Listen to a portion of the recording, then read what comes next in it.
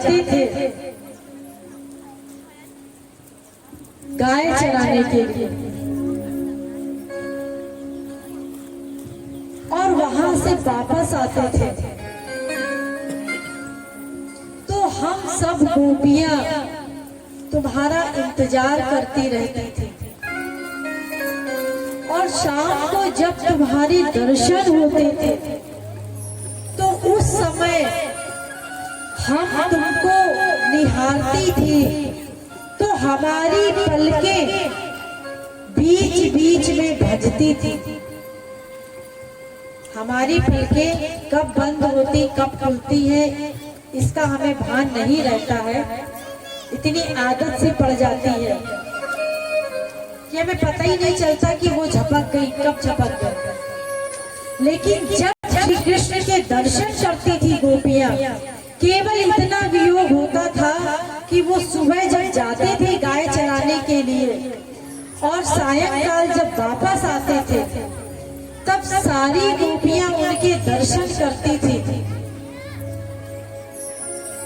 तो वो जब दर्शन करती थी और उनकी पलकें झपकती थी तो वो ब्रह्मा को गाली देती थी कि ये ब्रह्मा ने पलक क्यों बना दिया, हमें श्री कृष्ण के दर्शन करने में बाधा उत्पन्न होती है, हम निर्विशेष होकर के उनके दर्शन नहीं कर सकते।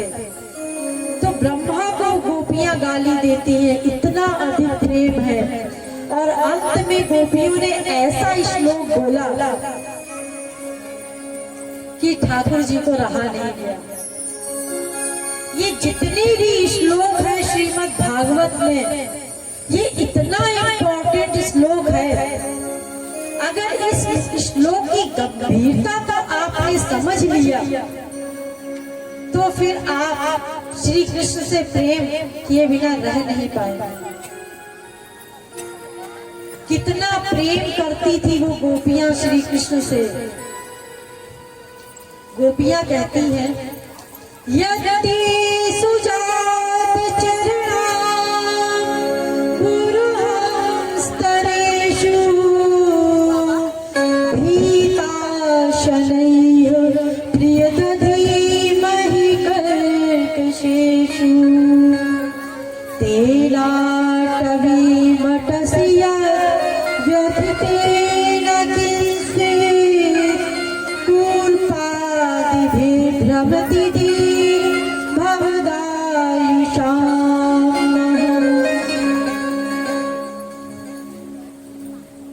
हे श्री कृष्ण,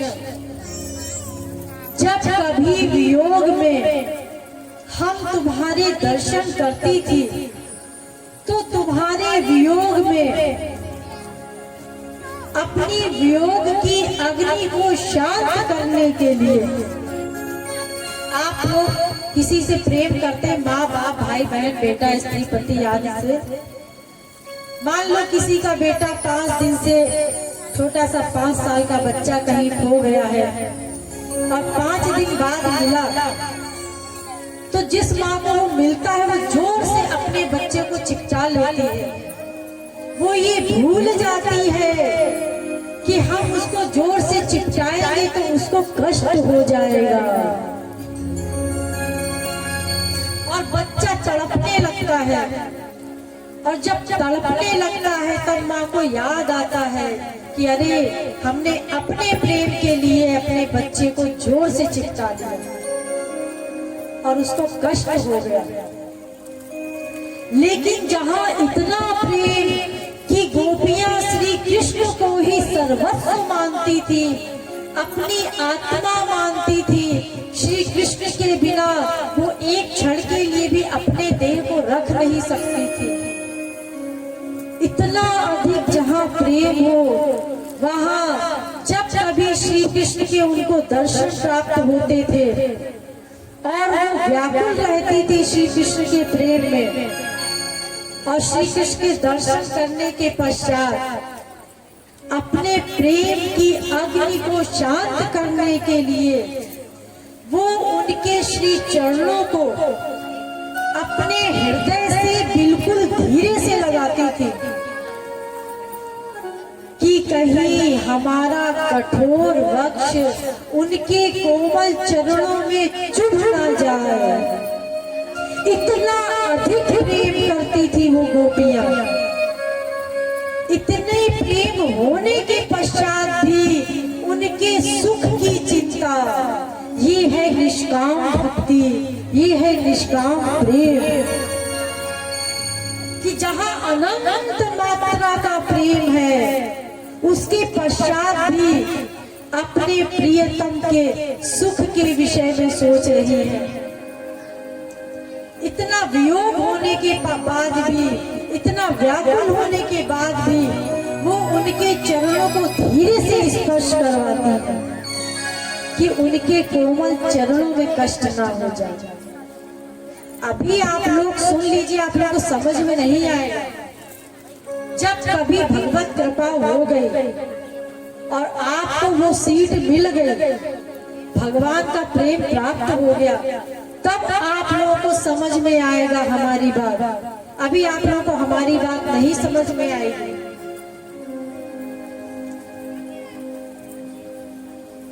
भगवान की कृपा हो जाए और आप लोगों का इतना प्रेम हो जाए कि आप लोग भी उनके दिव्य प्रेम को प्राप्त कर सके।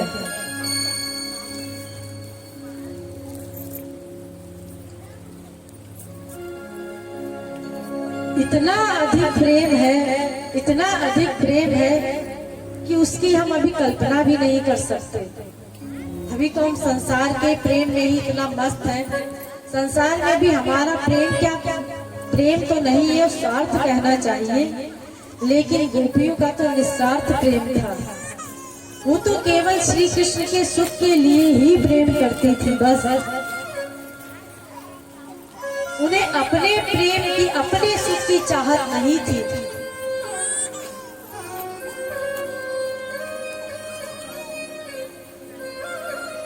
ऐसी अवस्था गोपियों की।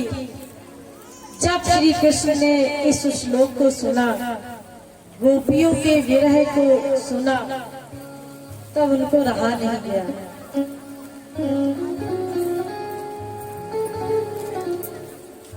ठाकुर जी भागते आ गए। देखिए, जब हम भगवान के बिना नहीं रह सकते, इतना व्याकुल हो जाए, इतना व्याकुल हो जाए कि उनके बिना रहा ना जाए। जैसे मछली बिना पानी के तड़पती रहती है, ऐसे हम भी भगवान के वियोग में इतना तड़पे, इतना तड़पे कि हमें उनके बिना रहा ना जाए। तो भगवान भी हमारे बिना नहीं रह पाएंगे, भागते चले आएंगे। ये यथा माम प्रपद्यन्ते तांस तथैव भजाम्यहम्। जैसो जीव करे प्यार, जैसो जीव करे प्यार, तैसो करे यार प्यार। मन तेरो साचो यार, ब्रजराज कुमार। मन तेरो साचो यार, ब्रजराज कुमार।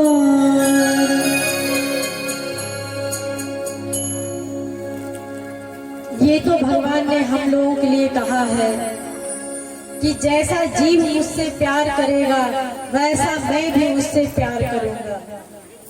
ये यथा माम प्रपद्यन्ते तांस तथैव भजाम्यहम्। जैसा तुम मुझसे प्यार करोगे, जितनी मात्रा में तुम मुझे भजोगे, उतनी ही मात्रा में मैं भी तुम्हें भजूंगा। भजना पड़ेगा। लेकिन गोपियों के लिए भगवान क्या कहते हैं, ये हम आपको बताएंगे तो जैसे ही भगवान ने इस श्लोक को सुना, भगवान को रहा नहीं गया और जितनी भी गोपियां बैठी थी करोड़ों की संख्या में, तो वो उनके बीच में आकर के भगवान स्मयमान मुखाम्बुजा मुस्कुराते हुए रास बिहारी गोलोक बिहारी आकर के प्रकट हो गए। और जैसे ही भगवान प्रकट हुए, सारी गोपियां प्रसन्न हो गई, सब ठाकुर जी को पकड़ने लगी, किसी ने हाथ पकड़ा, किसी ने पैर पकड़ा।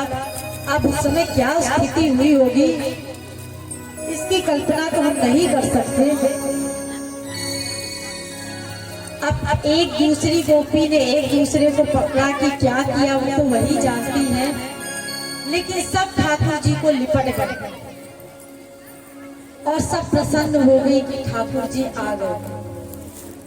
अब प्रसन्न हो गई गोपियों का कुछ वार्तालाप भी हुआ और वार्तालाप हुआ, उसमें कई प्रश्न किए गोपियों ने, ठाकुर जी ने उत्तर दिए।